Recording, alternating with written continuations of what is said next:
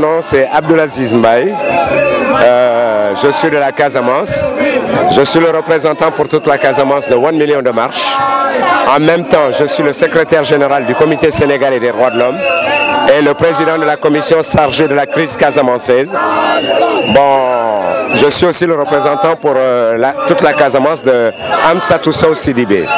Bon, on est là-dedans dans ce projet de 1 million de marches pour montrer au président de la République notre ras-le-bol vu la gérance inadéquate des biens de notre pays que l'on donne malheureusement aux puissances étrangères, ce qui est inadmissible. On nous parle d'indépendance, mais on entend le mot indépendance, mais nous ne sommes pas indépendants. Parce que nous dépendons toujours de ces puissances coloniales qui ont trouvé un autre moyen plus feutré de nous coloniser, ce qui n'est pas du tout normal. Actuellement, la population en a plus qu'assez. Nos richesses minières, pétrolières et gazières, ainsi que les zircons sont en train d'être exploités depuis longtemps. Même s'ils ne le disent pas, ils sont en train d'être exploités. Mais ils n'apparaissent dans aucun budget, ce qui n'est pas du tout normal. On voit que la population est en train de souffrir.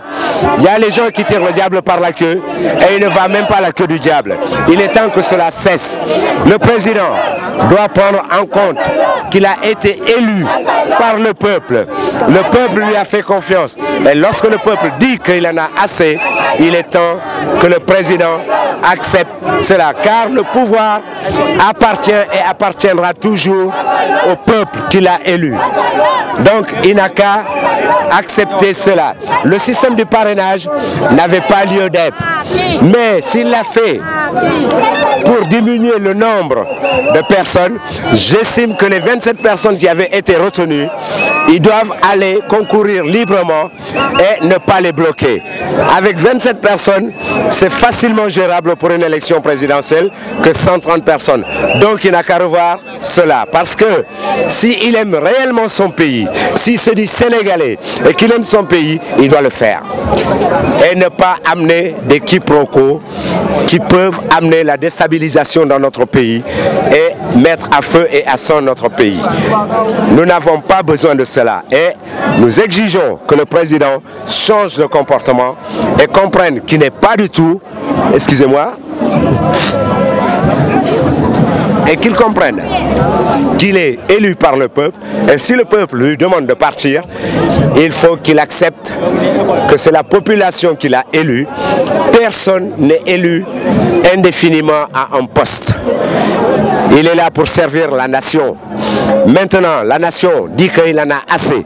Vu que la confiance qu'il lui avait mis, ils n'ont pas vu. Mais par rapport à ces réalisations qu'il a fait, qu'est-ce que vous en pensez? Les réalisations qu'on voit actuellement, la majorité était déjà traitée par Abdoulaye Wade. Et il ne faut pas le renier. Ces réalisations-là, pourquoi ça a pris du temps pour se réaliser? C'est que la France avait un système. Comment ils agissaient? Ils prenaient un dossier de projet, ils l'étudiaient, ils mettaient 3 ou 4 ans pour accepter le projet. Maintenant, lorsque le projet est accepté, ils peuvent mettre encore 1 an avant de mettre l'argent à disposition. Donc ça sous-entend que la personne, au bout de ces 5 ans, c'est comme s'il n'avait rien fait dans son pays. Ils le font sciemment, ils le font dans tous les pays africains. C'est leur machin. C'est comme Bolloré qui est là, qu'ils ont le SDV. C'est leur main, le bras articulé pour placer les présidents et pour destituer les présidents africains. Et c'est eux qui gèrent tous les ports généralement africains.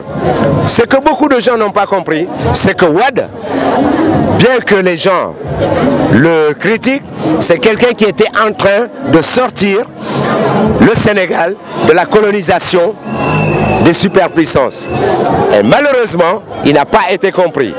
L'histoire qui s'est passée avec le M23 et le mouvement Y en a marre, tout ça a été préparé au niveau de la France pour faire tomber Wade. Bon, maintenant que la population avait choisi en espérant, en choisissant que Macky, en tant que jeune, comprendrait les problèmes des jeunes, malheureusement, ils se sont aperçus que c'est encore plus pire. C'est devenu encore plus pire. Il roule sur des milliards, son fils est là en train de dilapider des milliards à droite et à gauche. C'est des 8 milliards qui doivent être sur le conseil de Paris. Le groupe consultatif de Paris. Vous pensez que c'est un endettement de plus pour le pays? Vous savez, c'est un endettement de plus pour le pays. Et ils l'ont fait sciemment. Ils l'ont fait sciemment de nous donner tout cela pour pouvoir mettre encore plus la même base sur nos richesses. Si vous prenez l'autoroute à péage par exemple, hein, le Toubabla n'a même pas versé un seul franc là-dedans. C'est un montage financier et il s'est retrouvé avec 8 milliards de bénéfices nets sans débourser le plus petit centime. Voyez-vous, donc ceci ce n'est pas du tout normal. Le Sénégal en a plus qu'assez. Et surtout quand il va encore acheter des chars anti-émeutes à 66 milliards alors que les hôpitaux n'ont même pas de quoi se soigner et qu'il y a des femmes et des enfants et des pères de famille qui souffrent, qui n'ont même pas de quoi se payer l'hôpital, c'est aberrant. C'est aberrant.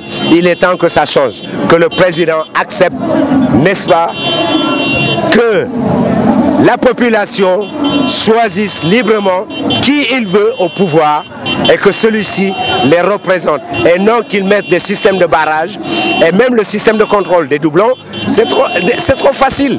Moi je viens, je dépose le premier. Bon, vous venez en deuxième, on vérifie, on dit oui, nous l'avons. Parce que nous avons les mêmes noms. Mais qu'est-ce qui vous prouve que cela ne s'était pas inscrit chez nous avant de venir chez vous? Et encore, la liste qu'on vous donne sur clé, vous les transformez dans une autre version et après ça, vous amenez d'autres quiproquos. Mais c'est très facile de jouer sur le système informatique et consorts.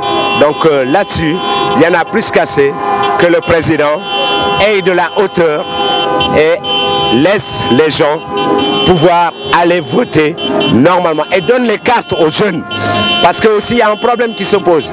Vous voyez actuellement des gens qui ont plusieurs cartes d'identité avec des bureaux différents de vote. Donc il y aura des bureaux fictifs, ça c'est impératif.